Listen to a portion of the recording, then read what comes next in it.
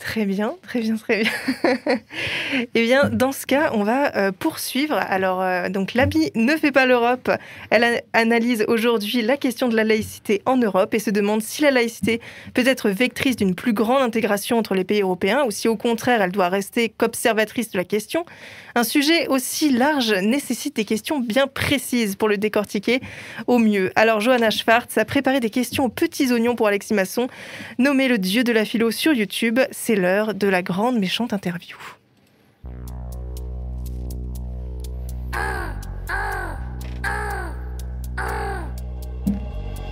La grande méchante interview.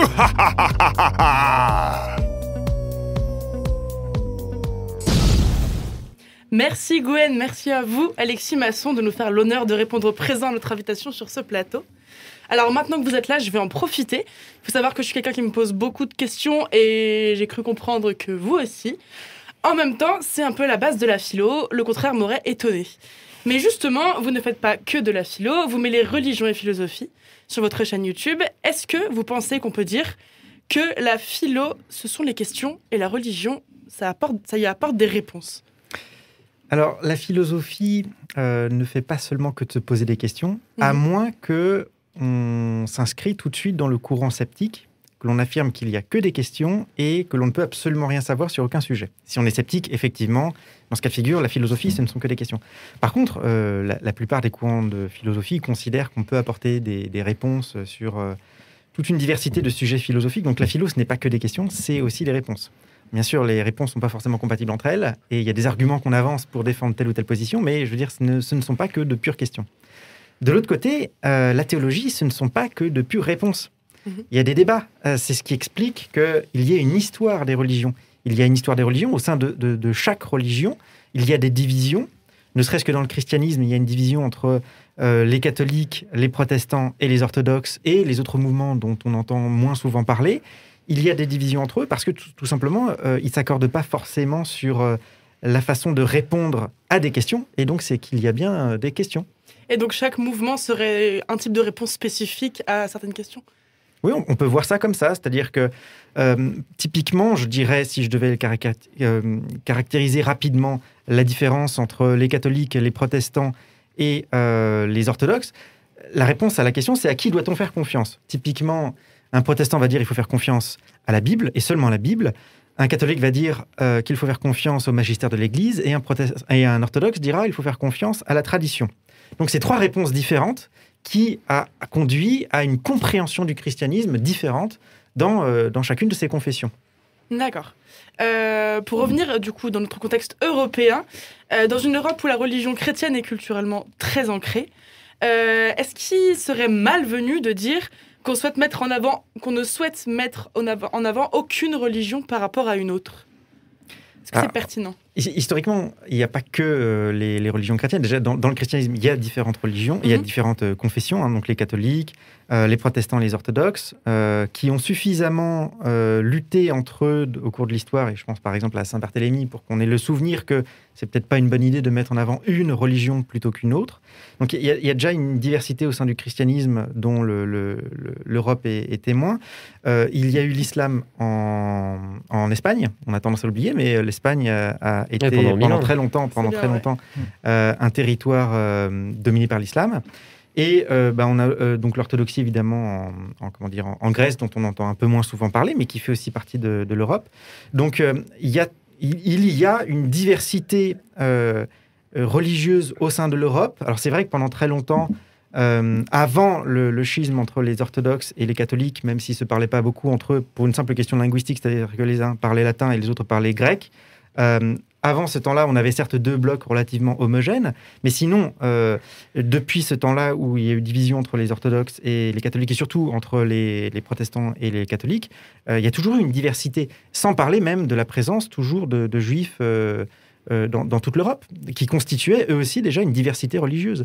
Donc c'est le phénomène de la diversité religieuse est historiquement ancré dans l'Europe. C'est pas seulement un phénomène nouveau, c'est déjà quelque chose qui fait partie de l'histoire européenne, et quasiment tous les théologiens catholiques, au moins pour ceux qui ont eu cours en France, se sont posé la question, par exemple, du rapport à ceux qui ne sont pas catholiques dans un même territoire ou sous un même État. Que faire des personnes qui n'adhèrent pas, par exemple, au christianisme alors qu'ils sont juifs? Donc la question de la pluralité des confessions s'est toujours posée, même si aujourd'hui elle est plus accrue, mais elle s'est toujours posée historiquement. Et ensuite, deuxième chose, il faut quand même faire la distinction peut-être entre ce qui est de l'ordre de la culture et ce qui est de l'ordre du droit ou de l'État, du pouvoir. C'est-à-dire que même s'il y a une religion historique ou s'il y a des religions historiques en Europe, rien n'empêche de reconnaître le fait que, oui, historiquement, ça fait partie de l'histoire de France. Par exemple, la France est historiquement catholique, c'est comme ça. Même si on est protestant, il faut bien reconnaître que l'histoire de France est marquée profondément par le catholicisme. Mais ça, ce n'est qu'une question d'histoire. Ça ne veut pas dire que ça doit avoir des implications légales pour aujourd'hui. Vous pensez que la question religieuse, elle est inséparable de la politique? Beaucoup l'ont pensé. Dans la modernité, on le voit chez Hobbes comme chez Rousseau. Hobbes pense que le souverain doit imposer sa religion pour avoir une unité complète entre la population et le souverain. Pourquoi? Parce que s'il y avait différentes religions, ça diviserait la population, ça multiplierait le nombre d'allégeances. Donc Hobbes est pour que le souverain soit le seul maître de la religion, ce qui conduit à l'anglicanisme. Rousseau, de l'autre côté, lui, préfère une religion civile. Mais de la même manière, Rousseau pense que la diversité des religions pose un problème. Il affirme que dans toute l'histoire de l'humanité, les religions ont été nationales à l'origine, avant de devenir universelles. Elles ont été nationales, c'est ça qui faisait l'unité de la nation. Et donc, il est important pour Rousseau qu'on amène l'idée d'une religion civile. Il faut que chaque nation ait sa religion civile qui permette d'unifier le peuple. Et c'est ce qui a conduit, lors de la Révolution française et sous Robespierre, au culte, par exemple, du grand être. Au culte du grand être? L'être suprême. De l'être suprême. C'est une sorte de déisme, pour le faire, pour le dire très brièvement. Mais de l'autre côté, on peut aussi se poser la question si l'État moderne n'est pas une forme de religion. Je pense en particulier chez Carl Schmitt, la représentation de la conception de l'État moderne comme étant souverain. C'est-à-dire qu'il n'y a aucun pouvoir au-dessus de l'État. C'est ça qui fait la conception moderne de l'État. Autrefois, il y avait toujours au-dessus de l'État Dieu. Il y avait toujours au-dessus de l'État ou à côté de l'État l'Église. À partir de la modernité, il n'y a plus rien au-dessus de l'État. L'État est son propre fondement. Ce n'est pas un droit divin. L'État devient son propre fondement. Et cet État-là possède des compétences qui sont proches de la divinité. Quand on pense par exemple au fait qu'il possède seul la capacité à édicter des lois, qu'il soit le seul à recourir légitimement à la force, qu'il soit souvent le seul à être capable d'éduquer sa population via l'éducation nationale, par exemple. Ça ressemble à l'omniscience, ça ressemble à l'omnipotence, ça ressemble à la toute-bonté divine à travers ne serait-ce que la notion d'État-providence. Donc on peut se demander aussi si l'État n'est pas aussi une forme de religiosité. Martin, vous vous demandez notamment sur votre chaîne si Jésus aurait plutôt été un laïcard ou un anarchiste. Alors est-ce que vous avez trouvé la réponse? On parlait des questions et des réponses tout à l'heure à cette question. Je trouve que Jésus ignore superbement l'État. Il traite assez peu avec les dirigeants. Et il me semble vraiment ignorer l'État. Ne serait-ce que dans la façon de répondre sur la question de l'impôt, qu'il faut rendre à César ce qui est à César et à Dieu ce qui est à Dieu. Alors, il y a plusieurs lectures possibles. On peut dire qu'il faut respecter César et il faut respecter Dieu, chacun à équivalence. Sauf que pour un juif classique, tout appartient à Dieu. Et donc, ça veut dire que pour César, il n'y a plus grand-chose. C'est une dévaluation de la conception de la monnaie même, plutôt qu'une mise en concurrence ou une soumission de César à Dieu. J'ai l'impression, moi, personnellement, que Jésus a plutôt tendance à être anarchiste. D'accord, intéressant, merci. Concrètement, du coup, par rapport à cette séparation de l'Église et de l'État, est-ce que vous trouvez que cette séparation nette aurait du sens en termes de représentativité des peuples des différents pays? Alors, la séparation de l'Église et de l'État, vous pouvez reposer la question? Oui, concrètement, est-ce que la séparation de l'Église et de l'État a du sens en termes de représentativité des citoyens? C'est-à-dire, est-ce que voilà, le fait qu'on ignore seulement la question religieuse au sein de l'État, enfin non, qu'on n'ignore pas, mais qu'on l'enlève de la politique, ça a du sens dans le sens où les citoyens eux-mêmes sont soit du coup athées, agnostiques, chrétiens, avec différentes religions, bref. Oui, on peut. Ça a du sens. Ça peut. Alors, ça dépend ce qu'on entend par séparation de l'Église de l'État. si la séparation de l'Église et de l'État, c'est simplement le fait que l'Église n'a pas de porte d'entrée dans l'État, en tant qu'institution reconnue, dans ce cas de figure, bon, bah, c'est le cas. Et hormis dans les pays où il y a encore une Église officielle, c'est pas le cas. La question, si on la prend sur la forme, est-ce qu'il doit y avoir des représentations de religieux qui sont reconnus par l'État ? Et je pense par exemple au tout début de la loi de 1905, normalement les congrégations religieuses ne devaient être que locales. Il n'y avait pas l'idée d'une congrégation nationale et surtout pas en lien avec Rome. Probablement à nouveau, toujours pour la question de la multiplicité des allégeances.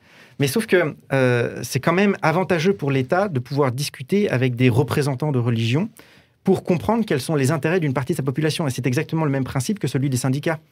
Un syndicat, qu'est-ce qu'il fait ? Il va pouvoir ramener au niveau de l'État des questions qui sont ceux de tous ses adhérents. Ça évite d'avoir un morcellement de la parole des représentants ou des individus qui partagent des intérêts communs. Si aujourd'hui, il est question d'aider, entre guillemets, l'islam à avoir une représentation, c'est bien parce qu'on espère qu'on puisse remonter au niveau de l'État la question des intérêts des musulmans pour qu'ils puissent être compris par l'État et à l'inverse aussi, que les questions de l'État puissent être remontées jusqu'à tous les dirigeants à la base, de tous les imams à la base. Et justement, sur cette question du coup de l'islam, on a beaucoup de débats sociétaux actuels en France qui concernent notamment le voile.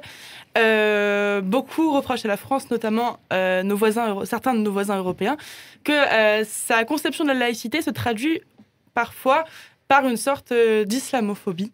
Qu'en pensez-vous ? Il n'y a pas de loi qui soit spécifique à l'islam. Les lois sont toutes relatives à l'ensemble des religions. Si on m'avait dit il y a peut-être une religiosophobie en France, alors peut-être pas explicite, implicite. Quand je pense à la plupart des personnes qui pensent la question de la laïcité en France, je pense à Catherine Kinsler par exemple, ou à Henri Pénal-Ruiz. L'idée c'est que les religions sont irrationnelles et donc l'État, via l'école, l'école étant le bras armé de l'État, doit insuffler la raison qui permette la sécularisation de la société, c'est-à-dire à long terme l'affaiblissement du niveau de quantité de personnes qui sont croyantes. Là, on peut craindre effectivement qu'il y ait quelque chose d'anti-religieux. Par contre, spécifiquement contre l'islam, ça ne m'apparaît pas être le cas. La seule loi en fait qui pose problème pour certains musulmans, c'est la loi sur le niqab, si ma mémoire est bonne, n'est pas le hijab. Le hijab étant seulement le voile, le niqab étant l'intégralité. La justification qui a été donnée d'un point de vue légal, je parle d'un point de vue légal, c'était uniquement une question de capacité de contrôle et du fait que tous les citoyens doivent avoir le visage découvert dans l'espace public pour une question de sécurité. C'est ironique aujourd'hui. Quand on regarde les gens autour de cette table. Avec nos masques. Effectivement. Après, il y a une raison sanitaire aussi. C'est-à-dire qu'il y a un principe qui vient contredire un autre. Normalement, nous devrions tous avoir le visage découvert, sauf qu'il y a une exception liée au fait que, justement, il y a un autre principe qui est un principe sanitaire. Ouais. Donc, c'est pas complètement gratuit non plus. C'est pas simplement on voulait embêter les musulmans, mais aujourd'hui, on peut mettre un masque et on pourra continuer à le garder hors raison médicale après. Okay. Mais je pensais aussi notamment à la loi de mars 2004 sur l'interdiction de signes ostensiblement religieux dans les espaces, à l'école notamment, et du coup dans les espaces publics. Là, c'est une loi qui avait beaucoup posé de problèmes. Alors, c'est pas dans les espaces publics. Ça concerne que les agents de l'État. Dans les services publics, ça ne concerne que les agents de l'État, au nom, dit-on, de la neutralité. Et ça concerne d'ailleurs toutes les religions. C'est-à-dire que normalement, un catholique ou un juif, par exemple, n'aurait pas le droit de porter la kippa. Un fonctionnaire juif dans un service public n'aurait pas le droit de porter la kippa. Donc, c'est pas spécifique à l'islam. Ça a été dans un contexte de l'affaire du vol de filles qui avaient été de collégiennes qui avaient été expulsées de leur collège parce qu'elles avaient refusé. C'est plus une réaffirmation d'un principe de droit que d'une nouveauté. C'est plus s'adapter à des nouveaux enjeux, en fait. En fait, il y a eu des discussions, parce qu'avant 2004, je ne suis pas un très grand connaisseur de l'histoire du droit, mais avant 2004, le Conseil d'État avait été un peu mitigé sur la question. Il avait tendance à dire que si, on peut quand même porter le voile à l'école. Il y a eu beaucoup de discussions. Finalement, il y a eu une lettre envoyée à Lionel Jospin, je crois justement en 2004, pour définitivement interdire le voile à l'école. Et finalement, ça s'est passé comme ça. La question n'était pas très claire. Ça ne fait pas partie de la laïcité en tant que telle. La question, c'est plutôt la place de l'école. Et c'est pour ça, tout à l'heure, dont je parlais déjà de l'école. Qu'est-ce que l'école ? À quoi sert l'école ? Si l'école, c'est un espace institutionnel de la République dans lequel on veut mettre à l'écart toutes les influences extérieures, alors il vaut mieux éviter qu'il y ait des signes trop ostentatoires à l'école, si c'est la représentation que l'on se fait de l'école. La question, c'est est-ce que l'école doit être représentative de la société avec sa diversité, et donc les gens viennent aussi avec leurs opinions, avec ce qu'ils sont, etc. Ou est-ce que l'école, c'est un pré-apprentissage de la citoyenneté, et dans ce sens-là vont Catherine Kinsler et Henri Pénard-Ruiz. C'est parce que l'école, c'est apprendre à être citoyen, qu'en tant que citoyen, il faut peut-être mettre à l'écart la question des signes religieux. Sauf que, on précise quand même pourquoi la différence entre l'école et pourquoi à l'université on peut mettre des signes religieux. Parce qu'à l'école, on n'a pas encore complètement acquis une raison critique, alors qu'à l'université, on a enfin acquis une raison critique, et donc on est capable de pouvoir décoder des signes d'influence ou des signes de manifestation d'adhésion à une religion vis-à-vis des autres personnes. C'est pour ça que ça ne poserait pas question à l'université, mais ça pose question à l'école. Alors, en fait, c'est une question qui est très débattue, parce que d'autres penseurs, comme par exemple Charles Taylor et Jocelyn McClure, au Québec, ne sont absolument pas d'accord, et pour eux, il est tout à fait possible qu'à l'école, on puisse justement, pour permettre aux enfants de découvrir la tolérance, pour comprendre qu'il y a des individus, par exemple, qui sont musulmans, une femme peut être musulmane et avoir le voile, si on l'interdit à l'école, c'est comme si on lui disait « c'est étrange » et c'est une situation anormale. Alors que si justement il a l'habitude de le voir à l'école, pour lui ça devient une situation normale et ça l'habitue à une forme de tolérance vis-à-vis de la diversité. Donc c'est une question qui est débattue. D'accord. Et on va finir par un petit clin d'œil dans le futur. Pensez-vous que le monde tend de plus en plus à de la laïcisation? Et est-ce qu'on pourrait arriver à terme à une majorité d'États laïques? Ou est-ce qu'au contraire, le religieux est trop inhérent à la politique pour que cela arrive? Alors déjà, il faut peut-être distinguer la question de la sécularisation et la question de la laïcité. Parce que je l'ai entendu tout à l'heure dans les interviews qui ont été faites. Une personne disait « la société est laïque ». Non, c'est pas la société qui est laïque. C'est l'État. C'est l'État qui est laïque. C'est une institution, l'État, qui est laïque, c'est-à-dire dans laquelle on distingue, on sépare l'Église et l'État. Par contre, la société, elle peut être complètement religieuse. Il est possible de concevoir un État laïque dans lequel 100% de la population adhère à une religion.